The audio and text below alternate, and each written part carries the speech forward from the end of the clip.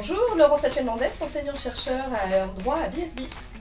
Céline Soulas, enseignante en économie à BSB. Emmanuel Zenou, je suis enseignant-chercheur en finance d'entreprise et gouvernance d'entreprise à BSB. Passion. On est d'accord tous les trois. Pour accompagner nos étudiants, il faut aimer son travail. Il faut aimer nos étudiants, bon pas tous, hein. On est d'accord? Pas tous. Ouais.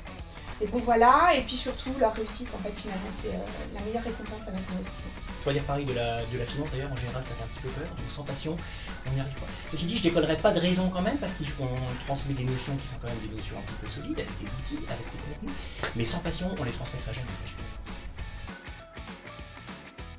Les deux? Les deux. Les deux. Deux usages différents. Alors par exemple, moi je trouve que sur les réseaux sociaux, pour le droit, c'est très utile, dans la mesure où ça permet de leur mettre de l'actualité juridique régulière, pour leur faire prendre conscience justement que le droit est omniprésent et que ça leur donne une information rapide, facile d'accès, et le mail, là où je rejoins le fait que ce soit les deux, ça permet de compléter, de répondre à des questions plus précises. Les réseaux sociaux, on y est tous les trois, on est très actifs avec nos profils pro, et l'idée c'est de pouvoir susciter le débat en dehors de la salle de classe et de faire en sorte que notre métier ne s'arrête pas au niveau d'une salle de classe. Eh bien, c'est une évolution utile, importante, mais certainement pas une révolution. C'est-à-dire qu'en fait, ça ne doit jamais se substituer au rôle du professeur. C'est ça le problème, c'est lorsqu'on commence à penser que c'est substituable. Les MOOC, les outils en ligne, ce sont des compléments intéressants, des compléments utiles, mais il y a le danger aussi de se sentir à distance, parce qu'on est loin de tout ça, on est tout seul et on est loin. Alors ça peut être très pratique, mais on est quand même loin du prof, c'est pas substituable.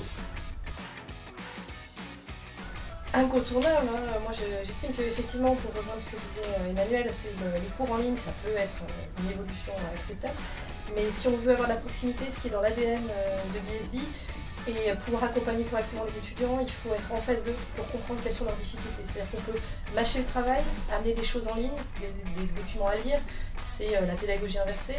En revanche, l'accompagnement au quotidien dans la salle de classe, c'est indispensable.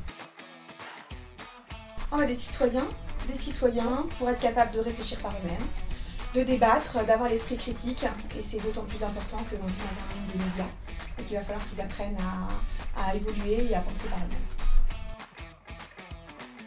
Alors on va tenter d'éviter le recyclage, on va plutôt aller vers de l'innovation.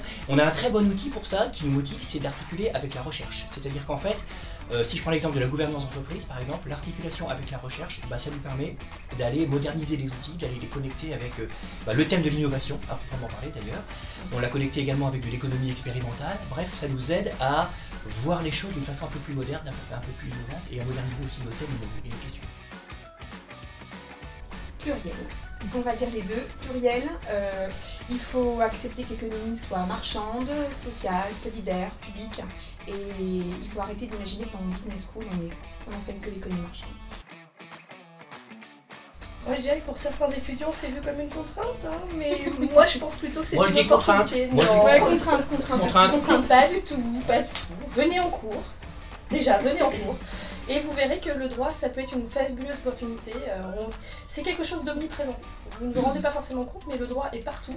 Et donc il faut être à même de l'utiliser correctement. Et le rôle du prof, précisément, c'est d'être à la page, d'être à jour dans l'actualité et d'être capable d'anticiper les innovations juridiques pour les transmettre à ses étudiants pour qu'après ils soient capables de les utiliser en entreprise.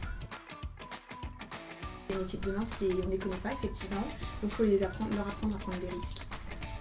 Les risques de l'avenir, les risques de l'incertitude, ils sont parfaitement capables de les assumer. Et il faut les inventer avec le métier de demain. Choisir, c'est renoncer.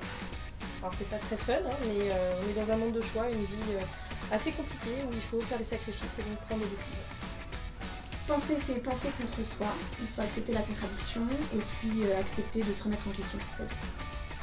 Moi, c'est une phrase d'Anatole France qui dit « Je préfère la folie des passions à la sagesse de l'indifférence ». Parce que j'aime beaucoup et comme on est un petit peu foufou, donc ça nous va. À peine. Pas très sage. À peine, ouais. Et puis on en a vu une dernière en fait. Oui. On avait pensé à un Buzz l'éclair dans Toy Story. Vers l'infini et au-delà.